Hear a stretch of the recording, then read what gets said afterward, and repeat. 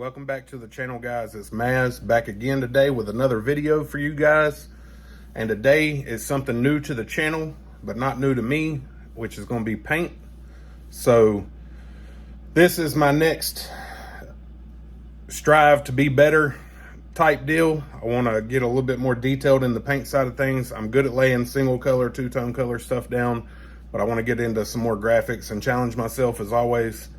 I always feel like if you're not challenging yourself, you're not learning anything. So I'm going to get into this.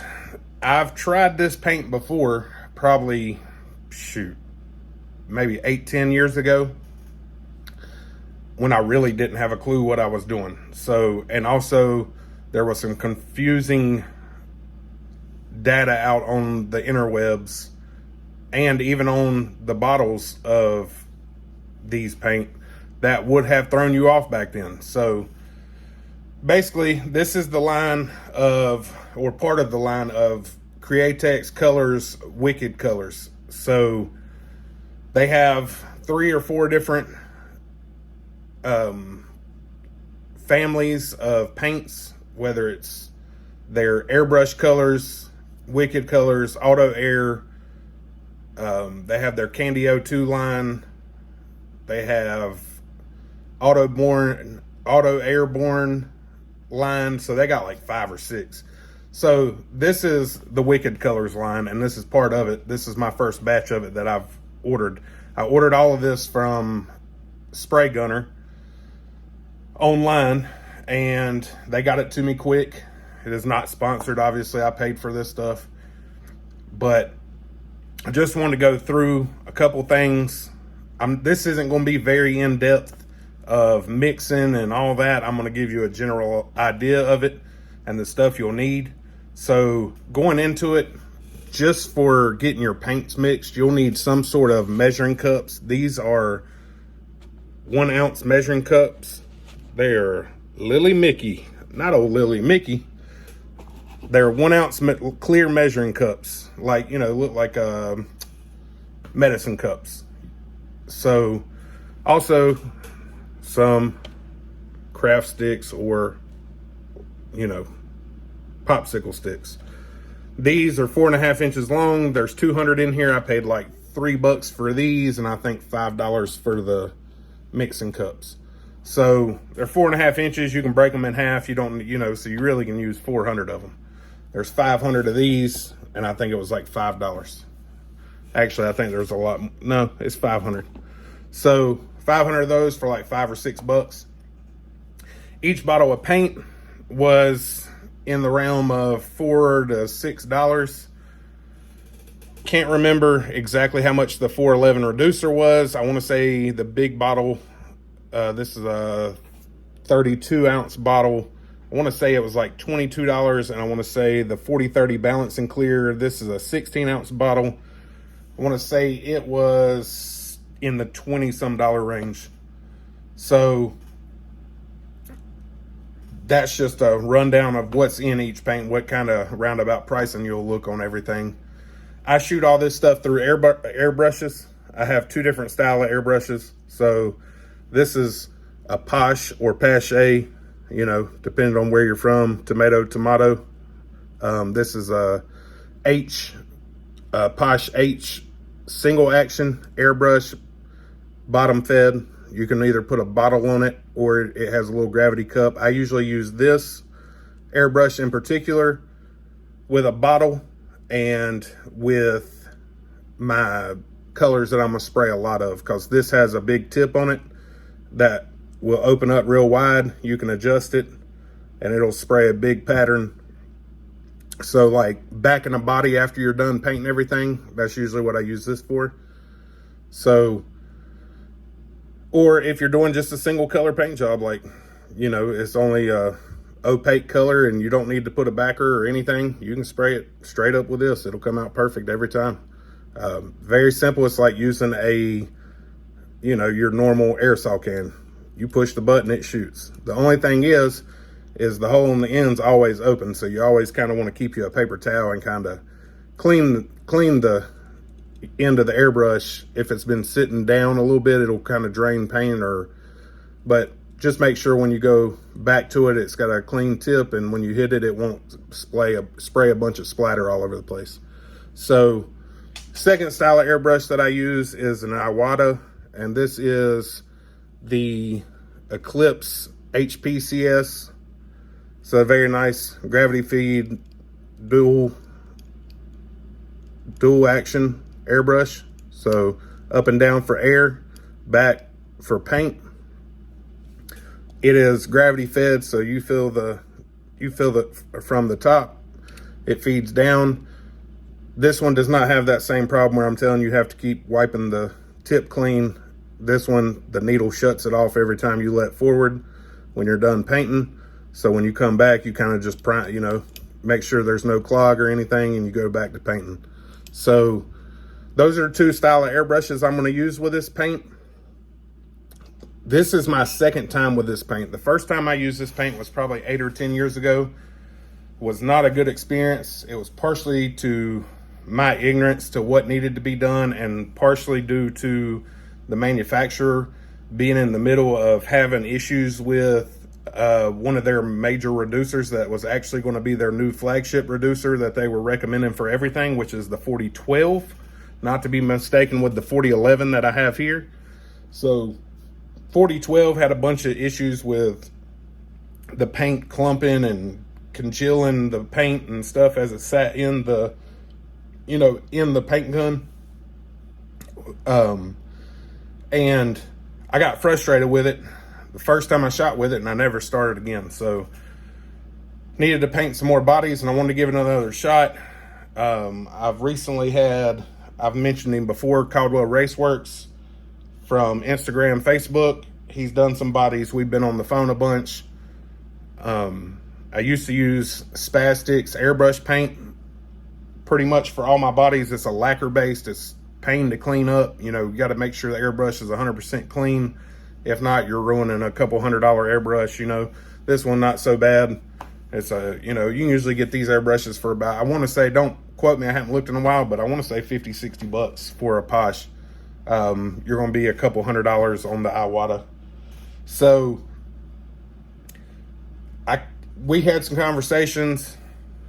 I dive head first into anything I do. So I initially went on there and jumped in and bought some colors that I thought I would like. So we'll get this stuff out of the way, and we'll start going through the colors. And before we get going into the colors, let me at least show this to you. Anytime you do any kind of paint, if that's a reputable paint company, they're going to have TDS sheets or technical data sheets on their website. So they're going to have one for everything. So this is for the 4011 reducer. This is for the 4030 balance and clear, and it goes step by step about mix ratios with different products and all that. This one is for all the Wicked Colors line of paints. So this one's thick. This one's like 5 pages, 6, 7 pages thick. So make sure you print these out, read through them, have an idea of what you're getting into before you just jump into it. Make sure you have the technical data sheet. That's going to tell you how to mix stuff, whether by weight. I believe they don't use any weight measurements. Theirs are all going to be by drops or liquid, your fluid amount. So I'm not going to go through a bunch of it, but always, to be prepared, have your tech sheets and have them around you at all times. That way, if you're running into something you can't remember, you can scroll through it real quick and figure it out. So we'll just run through this stuff real quick, the colors. So starting over here, this color and this color over here are my two transparent colors that I ordered. I haven't shaken them or anything, so this is how they've been sitting for a while. Both of these are transparents. They're made to be shot over a silver or a white or a black. Really more a silver probably to get you that, or even a silver flake. So these are the two transparents. This is violet, Wicked Violet, and Wicked Golden Yellow. Camera really doesn't do it justice. But I'm not a yellow fan, but this is a good looking color yellow. Same with the purple. This is a real deep, dark purple. those two are my transparent colors that I ordered. Next, running down the line, these are the opaques. So I have a bright green. I wanted something green where if I wanted to speckle something or something like that, I could. So this is Wicked Opaque Limelight Green. Real nice, bright, vibrant color. We have our black, our jet black, and Wicked White. We also, this is a opaque as well, which is their medium Wicked Gray. It's almost like a Nardo or Destroyer Gray from Dodge. So those are my opaque colors that I picked. I do have some pearls. This is a metallic, this is a metallic pewter. So I believe they call them metallic pearls on the website. There's also a metallic charcoal. Need to shake this one up. It's kind of a mixture of gunmetal and silver metal flake. Next one is a Wicked Aluminum Fine. So this is really fine. The paint feels really thin. It kind of flows around in there and dances. You can see it kind of dancing there. So this would be what you would shoot under your transparent colors, whether it be your purple, your violet, or your golden yellow. So like I said, you can kind of see how it all dances. It's going to give you some nice reflectance under that transparent color. The heavier you go with transparents, the deeper and darker it gets, the less you're going to see the flake. So that's more of a top coat for your transparents. You wouldn't really use this by itself.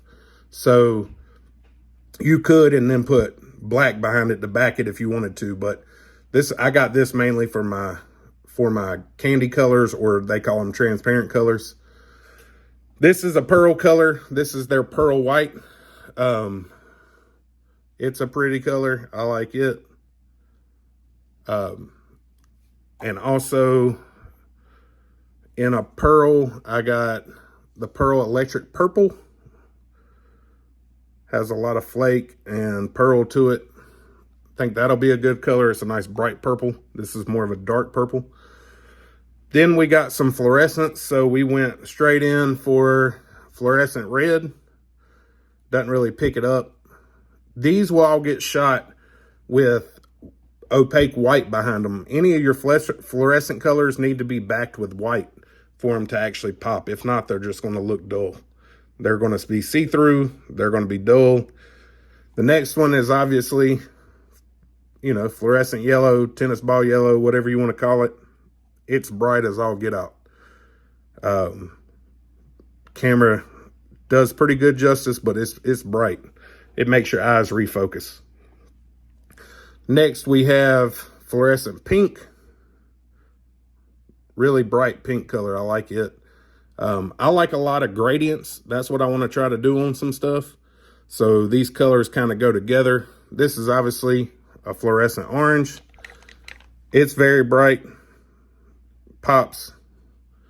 So I think this is a good start to be able to get some bodies going and, to dive into this. And like I said, when I first tried this, I used 4011 or 4012 reducer at the time. I believe they're going to end up pulling that off the shelf. 4011 is the go-to now for pretty much everything.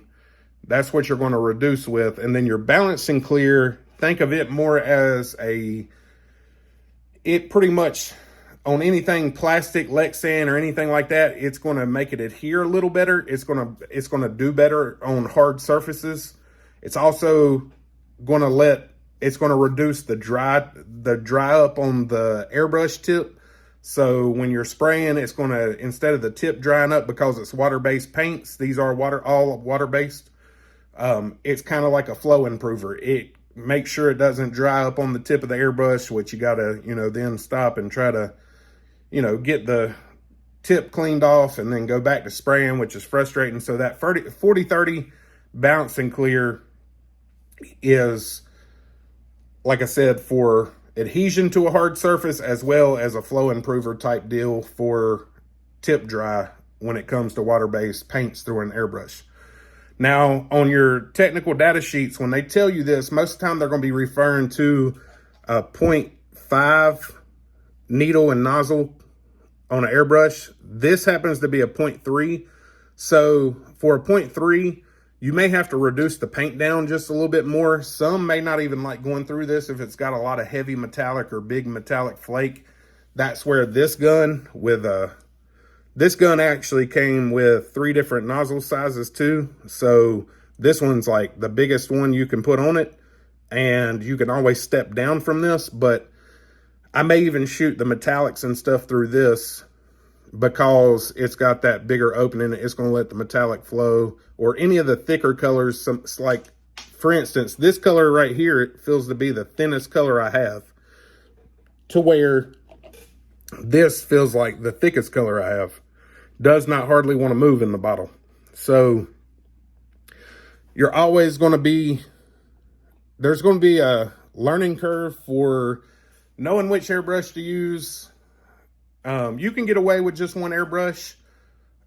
You may just have to thin more for it. I like using my 0.3 more. It doesn't waste a lot of paint. It shoots really nice. But like I said, if you can get a second cheaper airbrush that'll shoot bigger, thicker pigments or thicker metal flakes, that's always a plus, anything to make your life easier at the end of the day. So, but this was just a quick overview of what I've gotten into and what I'm trying to, start using on the bodies that I want to start getting painted for all these projects I have. I will not probably use this on the hard body stuff. I'll use more of an automotive grade, 2K clear and your lacquer base. It'll be more traditional, like a real car. So this stuff I'll be using on all the lexan that I'll be doing from here on out. I will tell y'all one last thing. This is not the only paint I use when I'll do a lexan body. This will be for all the paint job, and then I'll still use a lacquer out of an aerosol, or say like your Traxxas jet black, or your Spastics jet black, or your black backers out of an aerosol, or your white backers out of an aerosol. I'll still use that at the end to seal the body completely, and that you use that afterwards. It shouldn't affect the water-based paints, but I can't speak for everybody. It depends how you spray it, depends how your process with it. But we'll get into it. I may have problems with it, I don't know. I'll share those problems with you if I do. I know a ton of people use this and love it. So this will be where I dive headfirst into it. So, wish me luck with it. If you know something about this that you think I might need to know, I know there's people out there that have a lot more knowledge when it comes to this product than I do. If you have some knowledge, drop it in the comments. Let me know. Like I said, I'm willing to, I'm like a sponge, man. I want to gain all the knowledge I can, so, but like always, guys, like and subscribe to the channel. Hit that notification bell so you're notified every time I put a video up. And until next time, guys, y'all have a good one.